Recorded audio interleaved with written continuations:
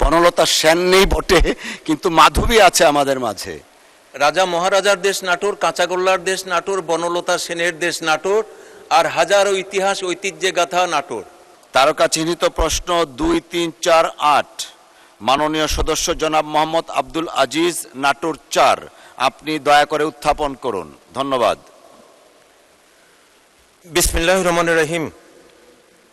মাননীয় স্পিকার, যখন মহান জাতীয় সংসদ দেশ এবং জাতি সদ্য প্রয়াত বিদায়ী আমাদের প্রিয় নেতার শোকে শোকাভিভূত, ব্যথা বেদনায় মোহমান মূর্ছমান, ঠিক সেই গণমুহূর্তে মহান জাতীয় সংসদে আপনার মাধ্যমে আমার তারকা চিহ্নিত প্রশ্ন 2, 3, 4, 8 উত্থাপন করলাম।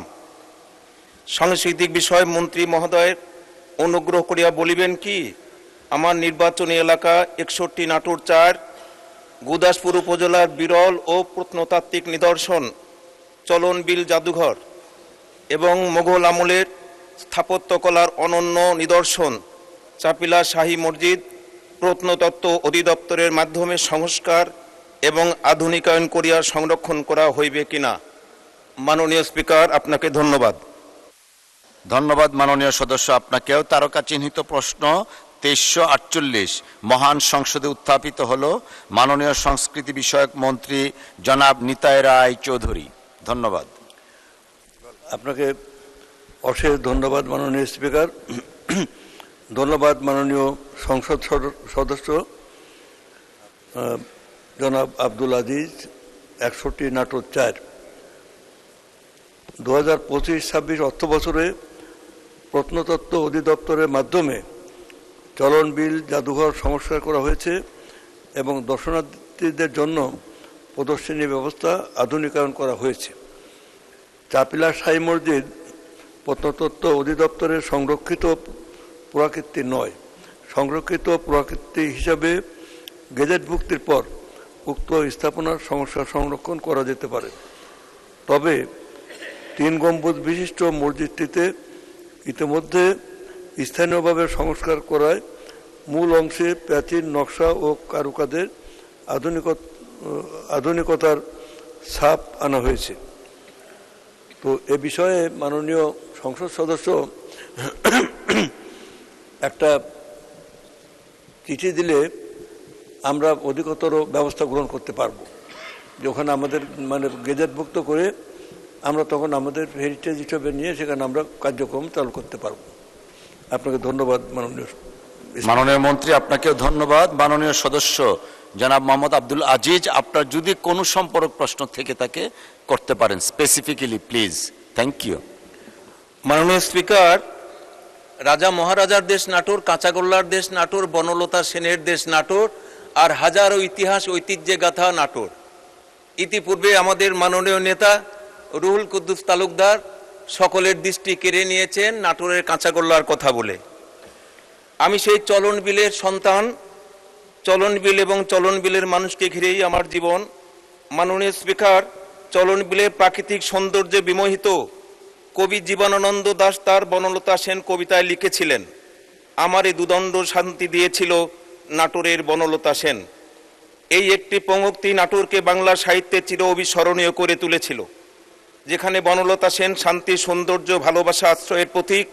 কিন্তু বনলতা সেনের এই ঐতিহ্য সাংস্কৃতিক বাহক লোকসংস্কৃতি তথা মাদার গান, পালা গান, লোকগান, পুঁথি পাঠ ইত্যাদি ঐতিহ্য বিলুপ্তির পথে।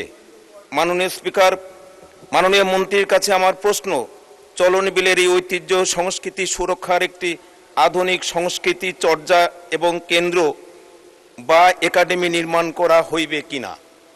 মাননীয় স্পিকার, আপনাকে ধন্যবাদ। আপনাকেও ধন্যবাদ মাননীয় সদস্য। মাননীয় মন্ত্রী। আপনাকে ধন্যবাদ মাননীয় স্পিকার।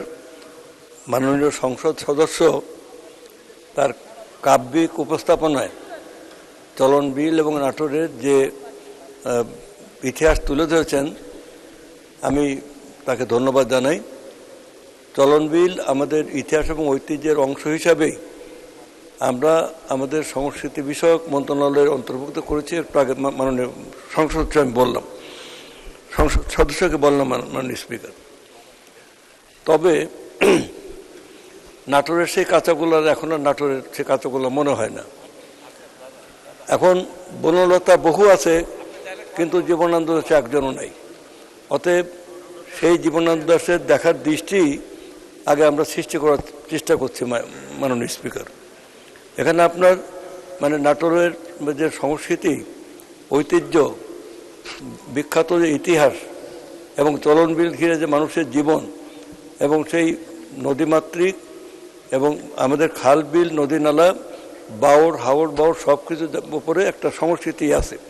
আমাদের পদ্মা নদীর মাঝে আমাদের তিতাস একটি নদীর নাম, আমরা নকশিকাতার মাঠ, মানে ইয়ে রূপা এবং সাধু জসিমউদ্দিনের কুমার নদীর পাড়ে আমরা আবার সমস্ত নদী ঘিরে আমরা নতুন করে যে সংস্কৃতি যাত্রা শুরু করব।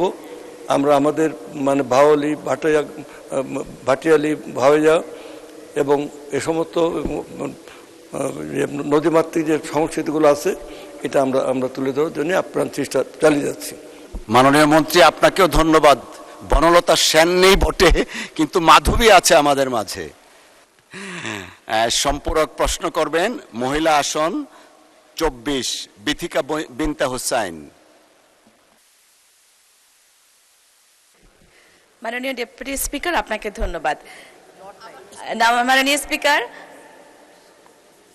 একটু আগে আমাদের যিনি আব্দুল আজিজ ভাই মাননীয় সংসদ সদস্য, তিনি যে সম্পর্কটা কোশ্চেনটা করেছিলেন সেটাই আমার কোশ্চেন ছিল। আমাদের মাননীয় প্রধানমন্ত্রী, বাংলাদেশের প্রধানমন্ত্রী জনাব তারেক রহমান দেশের প্রান্তিক ও লোকজ সংস্কৃতিকে জাতীয় মূলধারায় বিভিন্ন কন্টেন্টের মাধ্যমে তুলে ধরে একদিকে দেশের ঐতিহ্য, অন্যদিকে অর্থনীতিকে অর্থবহ করার লক্ষ্যে জারি সারি বাউল ভাওয়াইয়া ভাটিয়ালি এবং যাত্রাপালা এবং পটগানকে একটি মূলধারা নিয়ে আসার জন্য তিনি চিন্তা করেছেন। সেটাই আমাদের শিল্পকলা একাডেমির কি সেই ধরনের চিন্তা এখনো বাস্তবায়ন করার পরিকল্পনা রয়েছে কিনা, সেটাই আমার এই প্রশ্ন ছিল। ধন্যবাদ আপনাকে। অসংখ্য ধন্যবাদ মাননীয় সদস্য। মাননীয় মন্ত্রী যদিও আগে উত্তর দিয়েছেন, আবারও চাইলে বলতে পারেন, রিপিট করতে পারেন।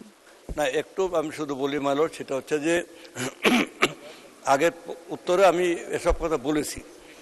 আরেকটু আমি সংযোজন করতে চাই যে আমাদের সংস্কৃতি আমাদের জাতীয় পরিচয় বহন করে। মাইলর, আমাদের জাতীয় পরিচয়ের মূল ভিত্তি হচ্ছে আমরা কৃষি প্রধান দেশ, এবং কৃষকের যে সংস্কৃতি সারা বাংলায় যে ছড়িয়ে আছে সেটাকে আমরা পুনরুদ্ধার করতে চাই।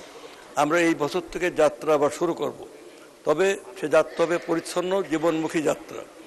আমরা এবছরেই আবার নাটক, থিয়েটার সব কিছুকে আমরা ব্যাপকভাবে আমরা সমস্ত উপজেলা পর্যায়ে নিয়ে যাব, এবং আমরা যে হাসন রাজার গান, লালন গান, শাহ আব্দুল করিম, রাধা রমন, তারপরে আপনার ওই যে বিজয় সরকার, এ সমস্ত ইয়েটা, তারপরে আব্বাস উদ্দিন, এ সমস্ত সঙ্গীতও যেমন থাকবে, শিল্পকলাও থাকবে। সংস্কৃতির মাঝ দিয়ে শিক্ষা এবং সংস্কৃতি এর মাঝ দিয়ে আমরা সারা বাংলাদেশে আমরা আমাদের জাতীয় পরিচয় সারা পৃথিবীর সামনে তুলে ধরতে চাই মাইলর, এবং সেই লক্ষ্যে আমরা ব্যাপক কাজ করে চলেছি এবং আমরা কাজ করে আমরা সফল হবো মাইলর। এই প্রত্যয় দৃঢ়তা নিয়ে আমি আমার বক্তব্য শেষ করছি। আপনাকে ধন্যবাদ মাননীয় স্পিকার।